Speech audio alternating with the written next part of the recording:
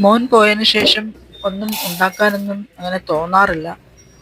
അവൻ വന്നിട്ട് പോയി കഴിഞ്ഞാൽ കുറേ ദിവസം എനിക്കൊരു മടി പോലെയാണ്. പ്രത്യേകിച്ചും അടുക്കളയിൽ കയറാനും ഒന്നും ഉണ്ടാക്കാനൊന്നും തോന്നാറില്ല. എപ്പോഴും ഇങ്ങനെ ടി വി കണ്ട് മൊബൈലും ഇട്ട് കുത്തി കുത്തി ഇരിക്കും. അതാണ് കുറേ ദിവസം അങ്ങനെ ആയിരിക്കും.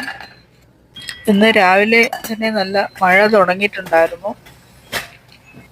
രാവിലെ ഒന്നും ഉണ്ടാക്കിയിട്ടുണ്ടായിരുന്നില്ല. ഞാൻ രാവിലെ കോൺഫ്ലെക്സ് ആണ് കഴിച്ചത്, അദ്ദേഹം ബ്രെഡ് കഴിച്ചു. ഉച്ചയ്ക്ക് എന്തായാലും ഞങ്ങൾക്ക് രണ്ടുപേർക്കും ചോറ് വേണം. അപ്പം അതിന് തീയലും മുട്ടയും പപ്പടവും കൂടി ആവാമെന്ന് വിചാരിച്ചു.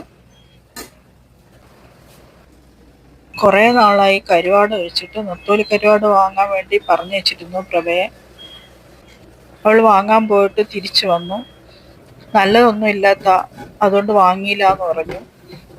ഞാൻ കരുവാട് കഴിക്കുന്നതുകൊണ്ട് ഒരിക്കൽ എൻ്റെ അനിയത്തി ഒരു വീഡിയോ എനിക്ക് ഷെയർ തന്നിട്ടുണ്ടായിരുന്നു, ഈ കരുവാട് റെഡിയാക്കുന്നത്. അത് കണ്ടതിന് ശേഷം പിന്നെ എനിക്ക് കരുവാട് കഴിക്കാനേ തോന്നിയിട്ടില്ല.